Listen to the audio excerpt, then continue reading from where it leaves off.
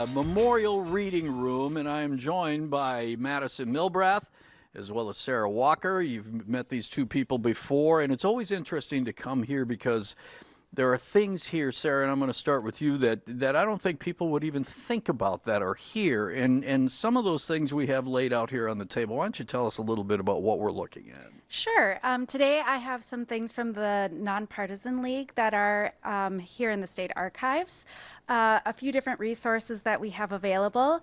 Like one of my favorites is actually the Nonpartisan Leader, which is the newspaper that was the mouthpiece of the Nonpartisan League. Tell me, before we go too deep into this, tell me what the Nonpartisan League is, how it's affected politics throughout history. Absolutely. It was a political party that established in about 1915 here in North Dakota and spread beyond the state, but was really centered here and was supposed to be not Democrat, not Republican, but basically a party of reforms that was really pro-farmer and pro many other reform platforms. So they were very pro women being able to vote and different things like that maybe were not on everybody's minds at that time. You know, and you go back now, and that seems so obvious, and it seems so ordinary that just was a given, but that wasn't the case over 100 years ago, was it? Absolutely not. Yeah. So they were very into these different progressive reforms and also state-owned mills and banks, and you can see we still have the Bank of North Dakota today. So that came from these grassroots of the Nonpartisan League.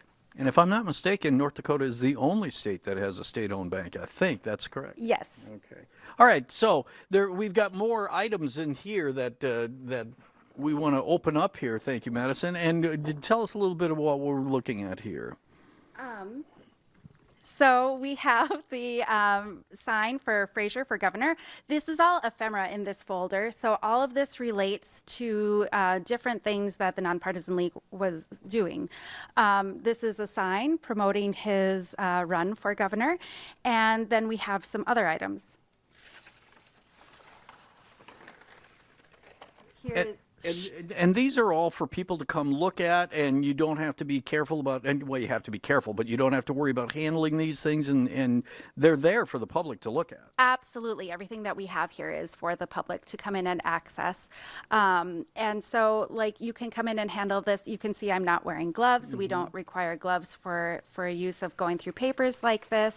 But everything that we have can really depict a lot of what was happening, even something very commonplace like who was running for the league candidates for different elections will help to inform.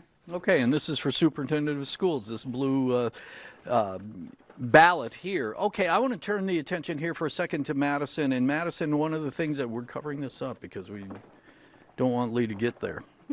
To be handling these. Madison, let's talk about North Dakota history competition that's coming up, and tell me the grades that are involved and what it all entails.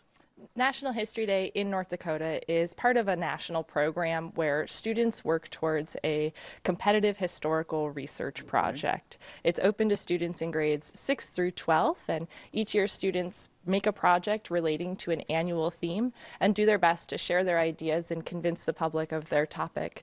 So this year the annual theme is Revolution, Reaction, and Reform in History, and we feel that a collection like the Nonpartisan League fits right into that. Okay, so do they get to choose what avenue they want to take as far as their research project?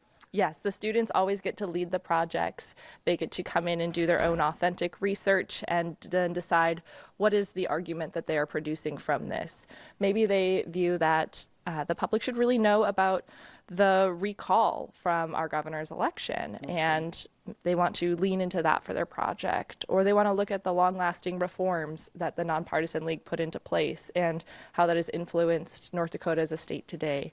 Whatever they kind of view, that's their choice. Okay, 6th grade through 12th grade, and you know, I asked you before we came on the air, it's handy for people to come here and do their research if they live in the area, but for people throughout the state, because this involves everybody throughout the state, all those students, what are some options that they may have?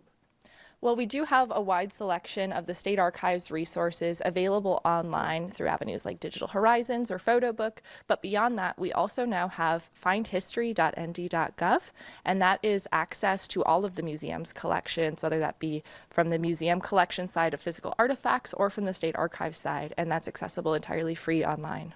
There is no way we can cover all of this in a 5 or 6 minute segment, but Madison and Sarah, I want to thank you very much for letting us come in here and take a look at this. And, there's more things here for you to look at than you can possibly imagine. I'm going to let you lead the exit here from our segment. From all three of us, you can come and access things here. It's open to anybody that wants to come and look. Ladies, thank you so much. We appreciate it. We're going to take a break. We're back. We've got more North Dakota Today coming up right after this.